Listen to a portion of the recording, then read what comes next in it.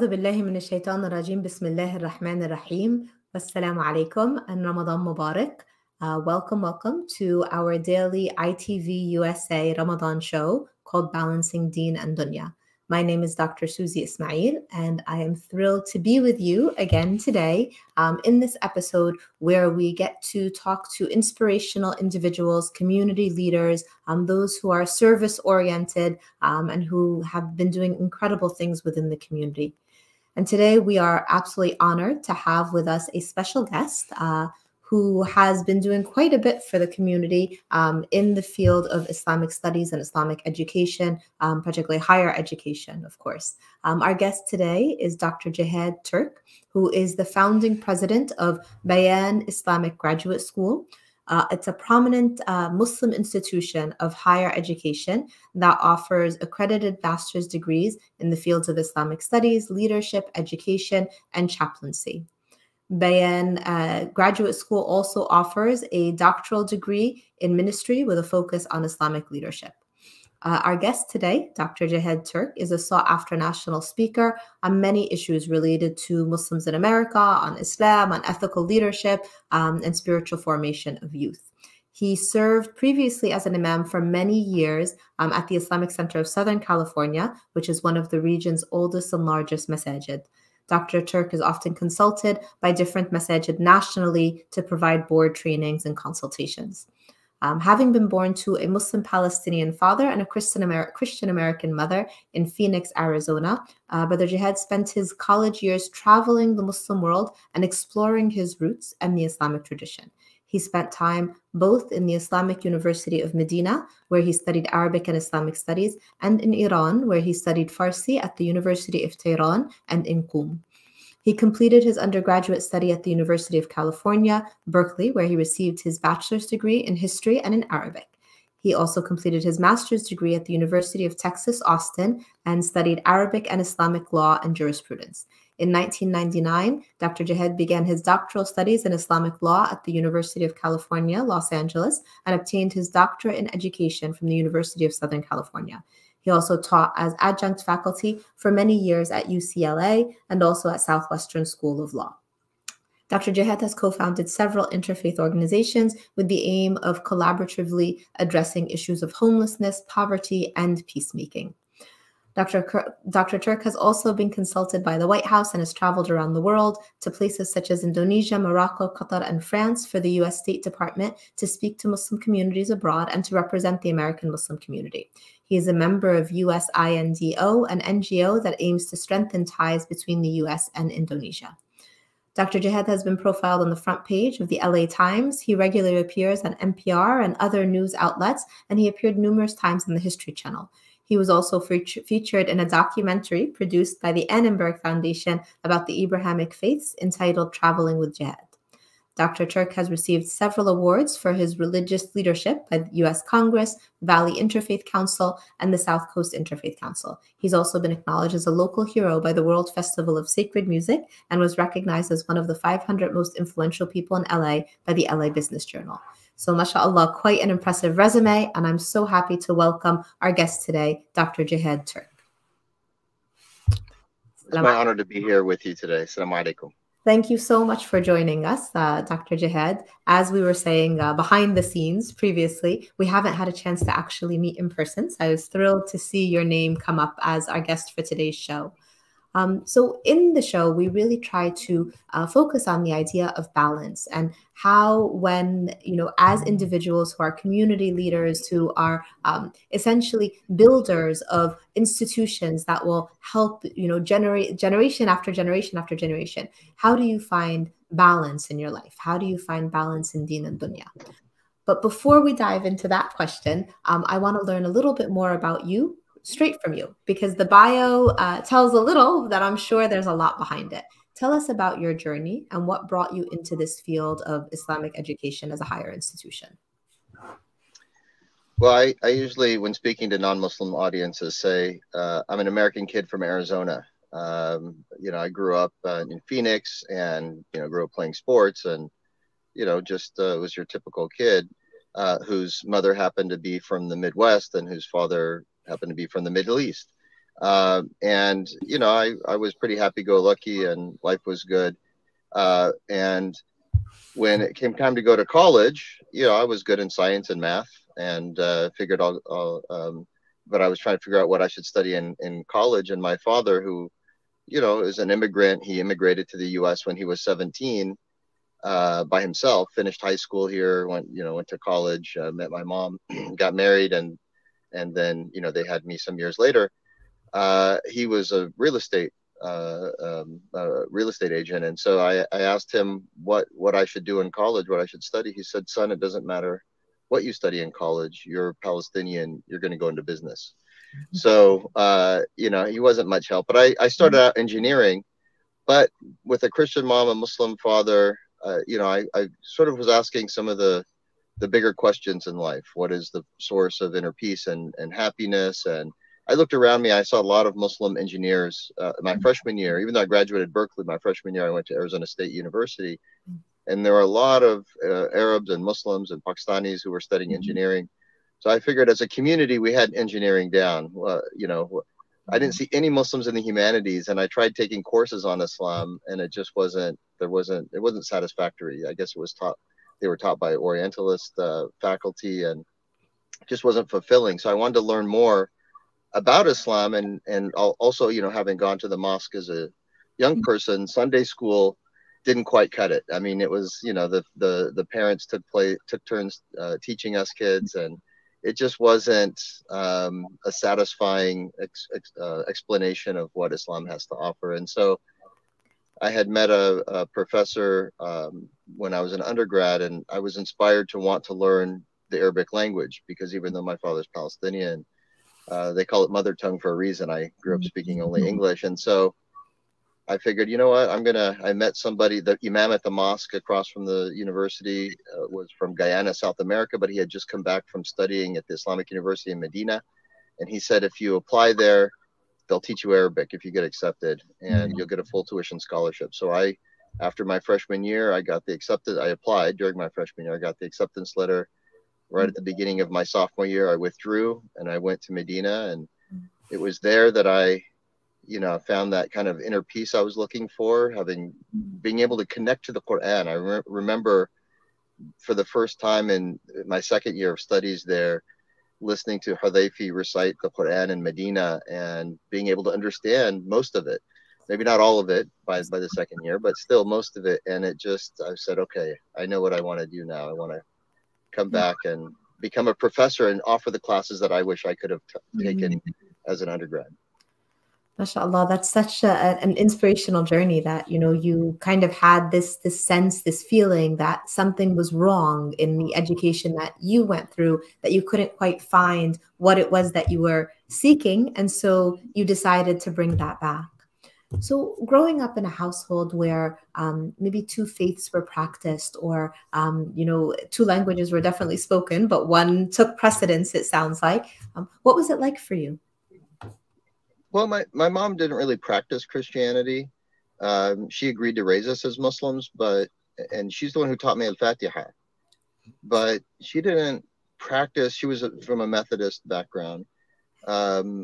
She didn't really practice Christianity. My father had 3 jobs when I was younger. So, you know, he took us to the Muslim community. There wasn't really even a mosque in Phoenix at that time.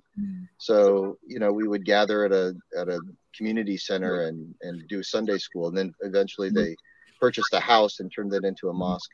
But yeah, most of them were, it was like small Arab Shami community, you know, Arab Palestinians and Syrians. And, you know, they were mostly business people, some doctors. They didn't really have an explanation of Islam that was meaningful and relevant to me as an American kid in Phoenix at the time. And so I didn't really enjoy going to the mosque. I didn't learn a lot there. And I was mostly just into sports in school. So, SubhanAllah. Okay. Was it difficult acclimating to the University of Medina, being your first experience like living in a Muslim country? Yes, I would say it was a very tough transition. I had homesickness, as you know, university students do when they leave home for the first time. I was 19.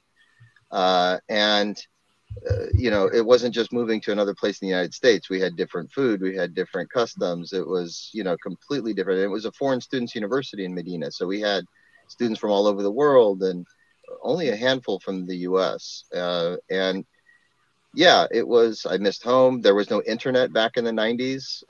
We had, mail took 3 weeks each direction. So I was completely cut off. But I made some great friends who were incredible souls from all over the world, and created a new family, a family away from home, if you would.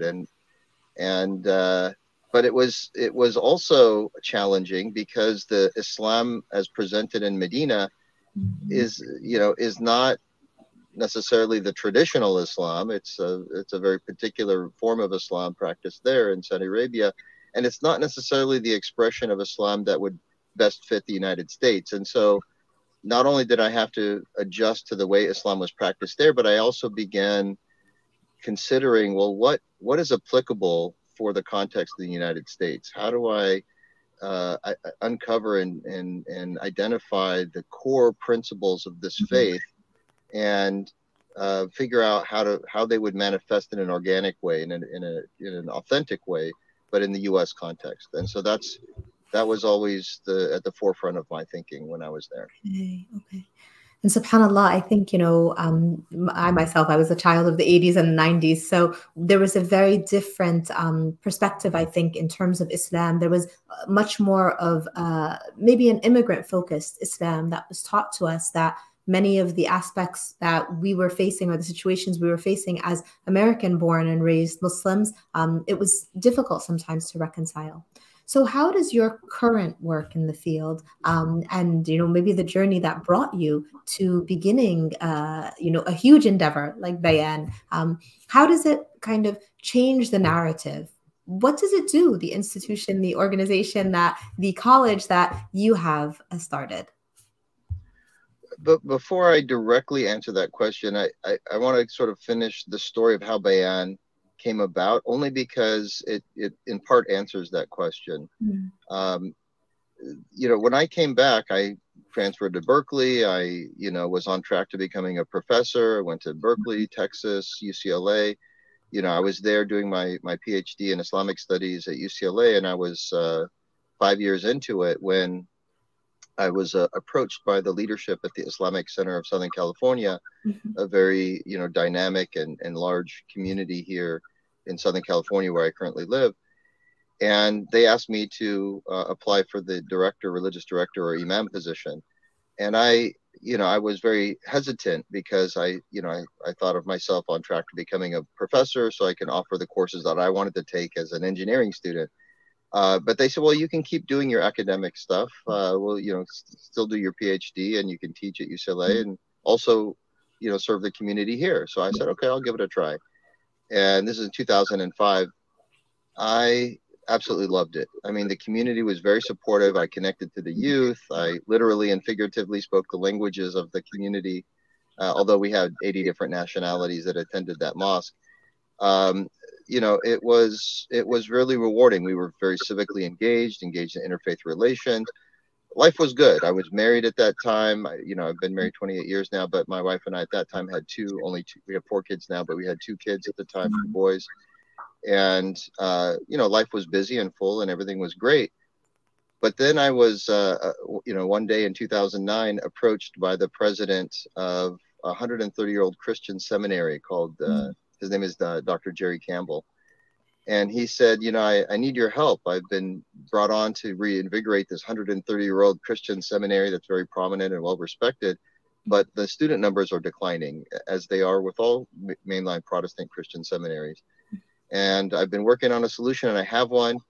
I want to desegregate theological education so that we can help prepare the next generation of religious leaders to cooperate and collaborate across differences for the common good. And I said, well, that's a very beautiful vision. What can I do? He said, well, can you identify for me an accredited Islamic graduate school seminary for us to partner with? And I said, well, That's easy. There doesn't exist any in the United States, let alone one here in Southern California. But we need one. I mean, we have 3,000 mosques almost. We only half of them have an imam, and 90% of the other of the ones that do have an imam, their imams were born, raised, and educated abroad. Yeah. So I figured, you know, I happen to be an academic by training and a religious leader by experience, and a seminary is kind of bridging the gap between the two. And we have a very robust Muslim community in North America. You know, let me see if there's interest in the community at large to start one. And so, you know, I kind of rallied some supporters, and we launched it as a project while I was at the Islamic Center. And my mentor, the late Dr. Maher Hathout, asked me to head up this program, and I was sorry, I get emotional with my teachers, but he asked me to head up this program, and I was very honored. And so I transitioned over from being the director at the Islamic Center to being the founding president of Bayan in 2011. And the goal was simple: it's to be a pipeline for helping prepare leaders to fill those beautiful buildings with beautiful souls and an expression of Islam that is meaningful and relevant to youth, that's inclusive of women in the Muslim community spaces, and also that's civically engaged.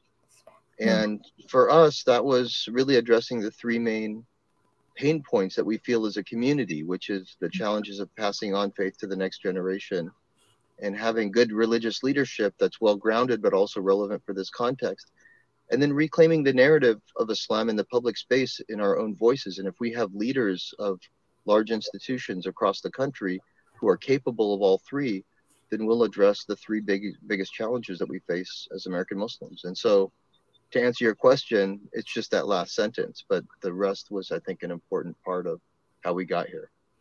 SubhanAllah, I really appreciate you sharing that journey with us, because I think, you know, so many times we see almost like roadblocks in our pathways, and, you know, you never know when Allah Azza wa Jal is going to put you in a position to be that faraj, to be that opening of a roadblock that you may have come up against. And it's incredible how, you know, you took your own experiences and subhanAllah, like those years of studying in academia and heading in that direction were never lost, right? It was redirected for you to be the imam, even though you may have never thought that was part of the plan. And then to look back and connect the dots, and they connect perfectly, subhanAllah.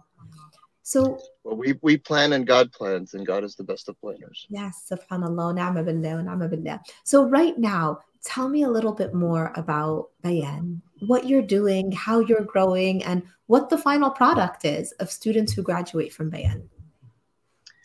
So we started in 2011 with 3 students offering a master's degree in Islamic, technically it's a master's degree in religion with a concentration in Islamic studies. Since then, we've grown about 40% a year for the last 12 years. And now we have over 180 students who've matriculated into the program. 70 have graduated already. We expect another 12 this year, this spring, in a couple of months, to graduate as well. So that will be 82 graduates. Excuse me. And then we'll have by the fall over 120 some students enrolled, including our first cohort of doctoral degree students. We started offering about 7 years ago a master's of divinity in Islamic chaplaincy. So about half of our students are chaplaincy students who are serving in prisons and hospitals, in universities, and in the military, and the other half are on track to becoming not only imams, but we have a few other tracks now. In addition to Islamic studies, we have an Islamic leadership track. We have an education track for Islamic school teachers. We have an educational leadership track for Islamic school principals. And we have an advanced Islamic theology and philosophy track. We have some traditionally trained scholars in-house, such as Sheikh Jihad Brown. So we have some advanced courses in theology and philosophy that prepare scholars as well. The doctoral degree will be a doctoral degree in ministry, a D.Min, as it's known in short, in Islamic leadership. So, you know, what's incredible is that the students who come to Bayan are phenomenal souls. They're people who have dedicated themselves to serving the community. And when I was serving as the imam at the Islamic Center, sometimes the youth group members would say, oh, when I want to grow up and be an imam, and I want to grow up and serve the community. And I would always dissuade them. I'd say, well, you know, go and get your degree in engineering or medicine or whatever, and then you can serve the community through your leadership and knowledge, but also through your financial support, and you'll be able to support your family. Because leading a community is tough. I mean, you usually don't get a lot of compensation. There's a lot of demands. You know, there's always people who are unsatisfied with this or that. So it's not an easy profession. So I always would try and dissuade people from going into serving the community. However, if someone is dedicated enough and committed enough and they decide to do it anyway, then at least we have to support them. And so we've developed this program in a unique way to support those who are already serving the community. It's in a hybrid intensive format. We've been using Zoom for almost 9 years now. And we welcome the rest of the world to Zoom during COVID, of course. But, you know, our degree is 1/3 online with Zoom, but 2/3 in person. Now we were in Claremont, but now in the last 3 years, we've moved to Chicago. We're on the campus of the University of Chicago, affiliated with a Christian seminary now there called Chicago Theological Seminary. So the students and the faculty all converge for 1 to 2 weeks every semester in the middle of the semester there in Chicago, avoiding the cold months, of course. And we offer 2/3 of the instruction in just that 2-week period. So that's 10 hours a day for 12 days over that 2-week period. That's 120 hours of instruction if you're taking 4 classes. It's pretty intensive, but we've been doing it now for the last 9 years in that format, and it's great because not only is it accessible to students who are living all over the country and already serving and maybe have families, they don't have to uproot and relocate to be in a full-time seminary somewhere local that's traditional, you know, on campus. But this format makes it now accessible to everybody, and even better is we're able to attract the best and brightest Muslim faculty from elite institutions of higher education: Yale, Stanford, Berkeley, Duke, Georgetown. Really the cream of the crop. Muslim chairs of Islamic studies all over. Dr. Sherman Jackson, Jonathan Brown. We have Asfa Quraishi. We have Suad Abdul Khabir, Zarina Grewal from Yale, Hamada Hamid from Yale, Omid Safi from Duke, Sherman Jackson, I think I already mentioned, from USC. Omar Farouk Abdullah is in Chicago. So we have over 60 faculty that we bring on as visiting faculty from all over, and it's really quite incredible. MashaAllah, that's amazing. I mean, in just a little over a decade, you know, MashaAllah, you know, you've been able, by the grace of Allah, to build an institution that really takes, you know, students to that next level. And I know personally, I know quite a few people who are students currently at Bayan or who have been through the Bayan program. I actually went to college with Sheikh Jihad Brown and his wife, Sister Keisha. So I feel like there's some overlap. You were at Rutgers then, I'm assuming. Yeah, all right. Yep. And then I continued to teach at Rutgers for many, many years as well. So I know that the field of academia is, you know, having been in it and immersed in it for quite some time, it's not the easiest field to be in. You know, there's a lot of red tape, a lot of difficulties sometimes when it comes to accreditation, a lot of expectations, especially with the rise of online schools. What have been the biggest challenges for you in building Bayan? So the thing that I bring as a strength to the institution is the experience that I have and the content. So I knew that we needed to have a curriculum that was, you know, traditional and authentic, you know, rooted in the Quran and the Sunnah and the you know, the Islamic you know, jurisprudence, you know, fiqh and usul al-fiqh. and also sociologically the context here within the United States.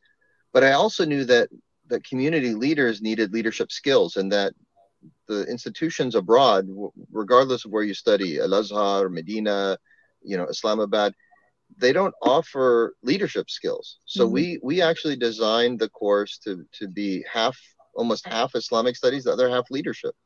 Courses on counseling Muslims, so that imams and youth workers are the front lines on mental health. We bring a psychiatrist from Yale, Dr. Hamid. We bring Dr. Rami. Sorry, I'm getting a phone call. Dr. Rami Nashashibi from Chicago to teach a course on community organizing as spiritual practice. And so, he helps Muslim leaders figure out how to cooperate and collaborate across difference within the society in which we live, so that the mosque, the Muslim community isn't confined to the walls of the mosque, but rather is engaged fully in the society in which we live. And so we have courses on public speaking. We brought Dr. Omar Suleiman, Mahdi Hassan, and others to come teach courses on how to effectively present Islam and Muslims to the society in which we live, as well as to the next generation and to the community at large. We have courses on nonprofit management. So those are the strengths. The challenges, to answer your question, really have to do with marketing and with fundraising, because I'm not even though my father said, doesn't matter what I'm doing, what I do, I'm going to go into business. I'm not a business guy. I don't have the marketing and the fundraising skills. I'm not a celebrity sheikh, nor do I want to be. But I am charged with raising funds to support the institution, especially since our community of students reflects the community of Muslims in America. And many of them are not able to afford the $25,000 a year tuition to study with these top-notch Muslim scholars from around the world, around the United States primarily. And so we've been offering scholarships, in many cases full tuition scholarships, to students who work full-time in underserved communities. And so the revenue from tuition isn't quite yet covering our operational expenses. And so fundraising and marketing has been the biggest challenge. That being said, we've been growing 40% organically year on year since we started. So we still have a ways to go. And if anyone out there has ideas on how we can better present Bayan, I'm all ears, and how we can also better support Bayan. We want to start raising endowment level funds for the institution. Absolutely. No, mashallah. I mean, Dr. Jihad, you are doing incredible work, mashallah. And I think we definitely have to talk offline, maybe after the show, about some of the work that we do at our organization, Cornerstone. We partner with the Office of Forced Migration at Princeton and some of the theological seminaries in our area as well. So we'll have to connect about that as well. There is one thing, if I may, really quickly, just as a gift to everyone watching. We video recorded everything that we've done at Bayan, and we've edited it down and put it on a learning platform called Bayan on Demand, which is also an app. And we encourage people. Each class is $3,000. We have 20-some classes on there. We've made it available, all of the content, hundreds of hours of content, $10 a month. So if you were to take it in person, $3,000 per class. So there's tens of thousands of dollars of content available at your, you can systematically learn your faith on this learning platform at your convenience, bayanondemand.org. I encourage you to sign up and take advantage of it during the month of Ramadan and continue year round. MashaAllah, mashallah. I think that's an incredible gift to the community. I hope our viewers will look into this. Bayanondemand.org, I believe, was the app. It sounds incredible. I know I'll be checking it out. And Jazakallah khair, Dr. Jihad, for joining us in today's show. I know there's so much more that we could talk about, but we are unfortunately at the end of our time. So may Allah Azza wa Jal place a great deal of barakah in the work that you do. May Allah Azza wa Jal allow Bayan to continue to grow and to be a source of light and knowledge for all who pass through its doors, and may you find the funding to continue to maintain the stability and the incredible work that I know needs funding in order to continue. So thank you to our viewers for joining us today. I hope that you will continue to join us every day in Ramadan at 2 p.m. Eastern Standard Time in watching Balancing Deen and Dunya, as we get to meet inspirational individuals throughout our communities throughout the US and learn a little bit more about the work they're doing. Jazakum Allahu khair. Wassalamu alaikum.